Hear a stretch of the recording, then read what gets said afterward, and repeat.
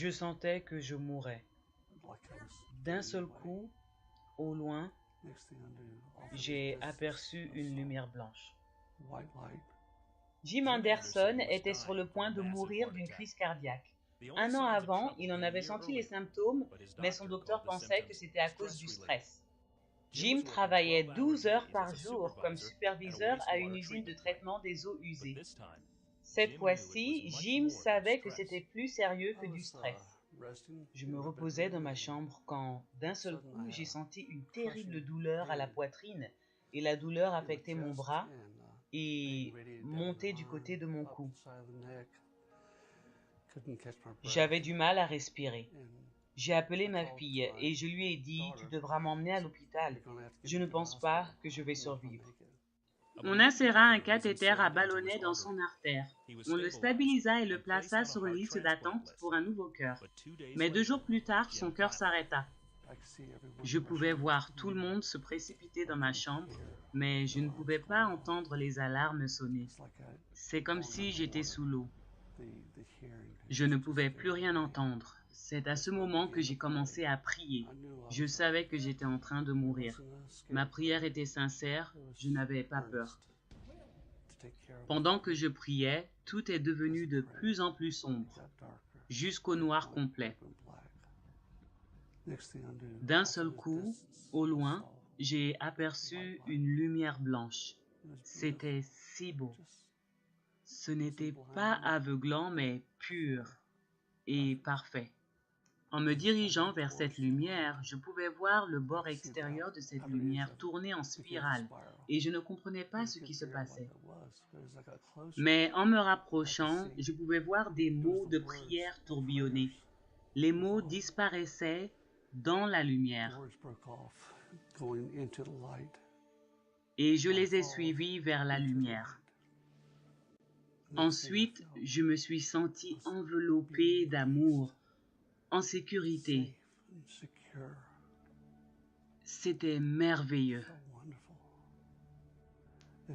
C'était un amour absolu. D'un seul coup, j'ai baissé les yeux vers la chambre où mon corps était. Je pouvais voir l'équipe médicale essayer de me ranimer. Je pouvais entendre ce qu'ils disaient. Il y avait 2 infirmières qui regardaient la situation de la porte d'entrée de ma chambre. L'une dit à l'autre « Pourquoi font-ils tous ces efforts? C'est fini. S'ils le raniment, il sera un légume. » Plus tard, je lui ai répété ce qu'elle avait dit. Elle a failli s'évanouir.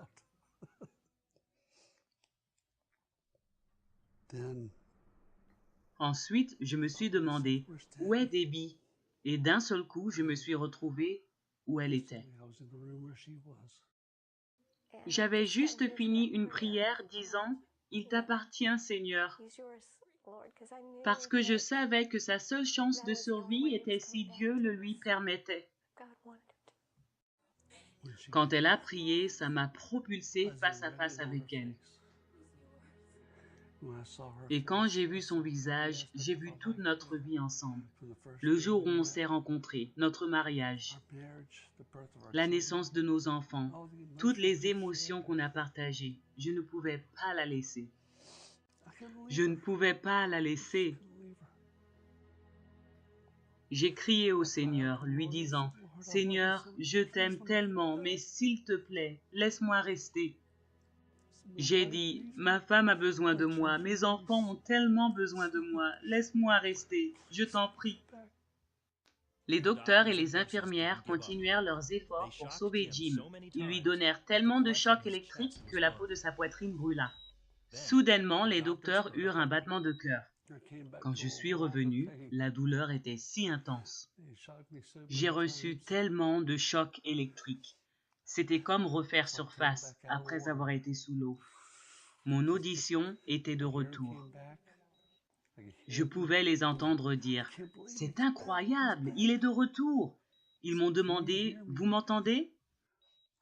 Et j'ai pris ma première gorgée d'air tout seul. Avez-vous goûté la fleur de chèvrefeuille? C'était exactement ce goût. C'était juste formidable. J'ai remercié le Seigneur. Jim était vivant, mais son cœur ne fonctionnait toujours pas correctement. Ils l'ont mis dans un coma artificiel pour permettre à son corps de guérir. Donc, je ne pouvais pas lui parler pendant plusieurs jours. Après ça, Jim passa 17 jours en soins intensifs. Son cœur s'arrêta plusieurs fois et chaque fois, Jésus lui posa la même question. Les fois suivantes où mon cœur s'arrêtait et que j'allais vers la lumière, il me demandait « Es-tu sûr de ton choix ?»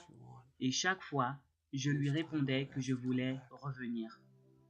Jim se réveilla de son coma artificiel. Son cœur fonctionna de mieux en mieux, de 5% à 30%. Il n'avait plus besoin d'une greffe cardiaque. C'était un long rétablissement, mais c'était génial d'entendre sa voix à nouveau.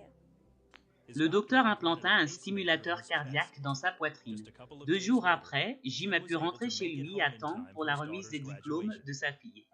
Le docteur prédit que Jim n'aurait qu'1 an à vivre. Ça fait 7 ans de cela. Cette expérience nous a rapprochés plus que jamais. On parle de tout et chaque jour, on fait seulement ce qui est nécessaire. On ne s'inquiète pas de choses futiles. Jim sait que chaque jour avec sa famille est une bénédiction de Jésus-Christ.